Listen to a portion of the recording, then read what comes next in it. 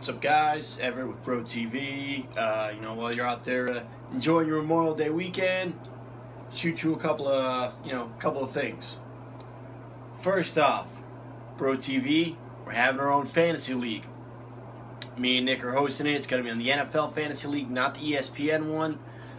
Probably going to be doing our draft right at the end of the preseason, and we still got 8 slots open. So if you want to be part of our fantasy league, go ahead and comment below, let us know, and we'll get you involved. Coming up next, Bro TV is releasing its own series of tank tops. Pretty sick designs made by, me and Nick ourselves. We got pictures right there, so you can take a look at them. Also designing, a line for women as well.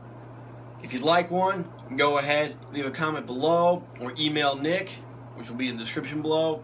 Let him know what you want, and he'll make sure it gets to you. Alright, moving on. We've got the next part of our top 50 video games of all time. Last time we left off, we hit you with 35 to 30, so coming on down the pipeline, we got 29 to 25.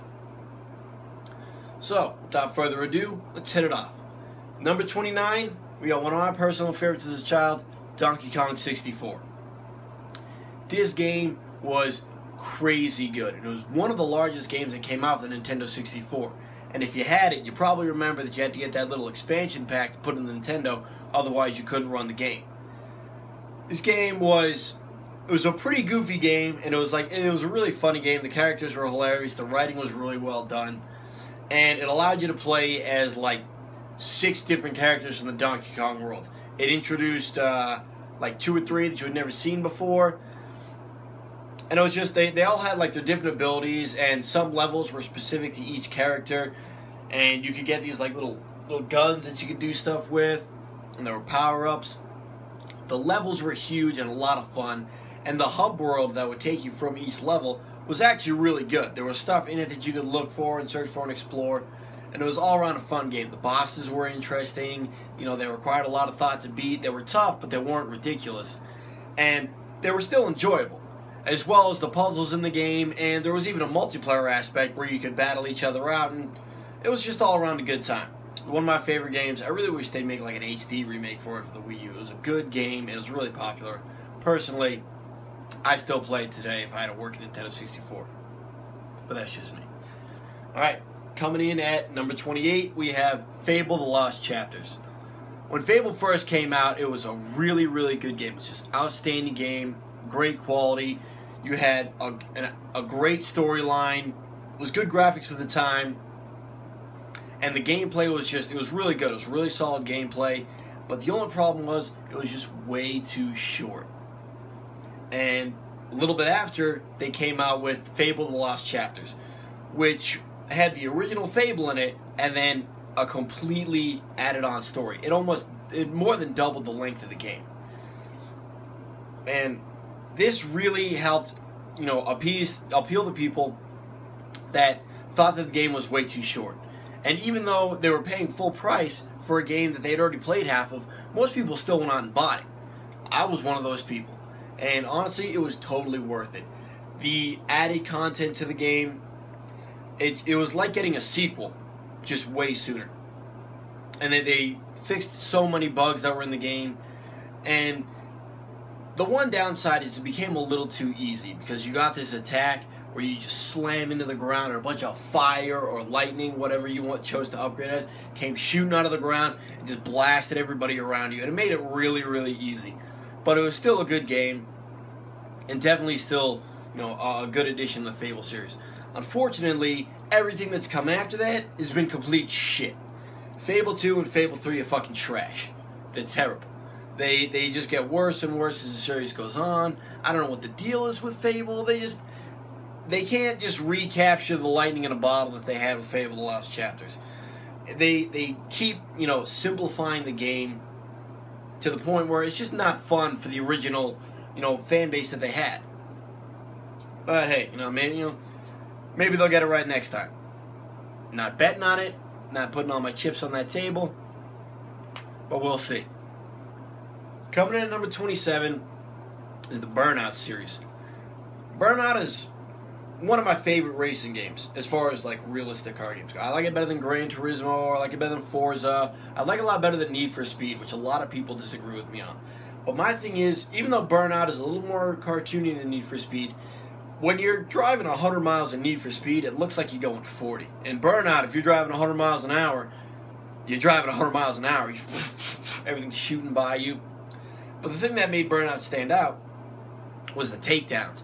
You could hit somebody and cause a massive wreck, and if people behind them got stuck in it, they got a huge wreck too. And you could use that to your advantage to get ahead of people. And when you would, take people down, you grow your boost meter and you take off ahead of people. It was really fun. It made an interesting mechanic, and it made it where you had to be more careful how you drive, because if you went too fast and you clipped something, whether it be a guardrail, a light post, or something, you would wreck. So you had to be careful with how you drive, which I thought was a really cool take on it, because you usually didn't get that kind of punishment for poor driving in other games. Another thing they had was it was called like Crash Mania, where you just go shooting down this straightaway as fast as you can and try to cause the biggest accident possible, and you get more points for the more destruction you do. It was gimmicky and it didn't really have a whole lot of replay value, but it was fun while it lasted. So, it was worth it. Alright, coming in at 26, we have Pokemon. The whole series for the handheld. From, 20 fucking years ago to the ones that just came out a few months ago. Pokemon's been around for 20 years now, and you can't throw a stone without hitting somebody that's played at least one of the games. They've just been around forever. And whatever they're doing right. They go by the great idea of if it ain't broke, don't fix it. They change each game just enough that it improves, but it doesn't step back from what it is at its core, which is nice. You can always pick it up, you immediately know how to play it, but there's always going to be something new because they improved the game enough that you can enjoy it, and it feels like you're playing something fresh, which is really cool. And of course, there's always going to be those fucking hipsters, born in the 90s, shouting, the original 150 are the best, everything else sucks. Shut the fuck up. These are the same people that you see all over Facebook posting that only 90s kids will remember this, or BuzzFeed articles, 20 pictures everybody from the 90s will recognize. Like, shut the fuck up. All these people acting how great the 90s were. They seem to forget that, TV screens were tiny, cell phones were huge, and you could be sitting in a TGI Fridays, next to a booth where everybody's smoking. The 90s weren't that great. Especially since, if you wanted to watch this video in the 90s, you would have to sit through 5 minutes of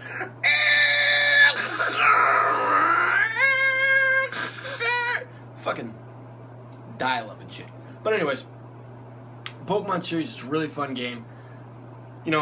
I'm a grown-ass man, and I'll still go pick up the newest Pokemon game and fucking play it and enjoy it. It's just the way it is. They're a fun game. It bring back a little bit of nostalgia, and it's always going to be something fresh. I don't see it going anywhere anytime soon. That shit'll probably be around for another 20 years. Who knows? Whoever came up with Pokemon, shit's a cash cow. That guy's rich as fuck right now. And our last one for today, coming in at number 25, is the Tony Hawk Pro Skater series. I remember playing these on the PlayStation way back in the day, all the way up to the GameCube when it was Tony Hawk's Underground and stuff. Fun games. They were so much fun. And honestly, the story and the gameplay was one thing, but what always got people was the customization. You could customize your own skater, make him look however the fuck you want. Some people make it look just like them. Some people make a ridiculous looking guy. But then you got to go and you make your own skate park. And that was the best part. Some people would make really cool skate parks where you can do all kinds of good tricks and great for multiplayer. And some people would create just fuck off asshole parks where you lava pits everywhere. You can't skate for shit. But it was still fun making this stuff.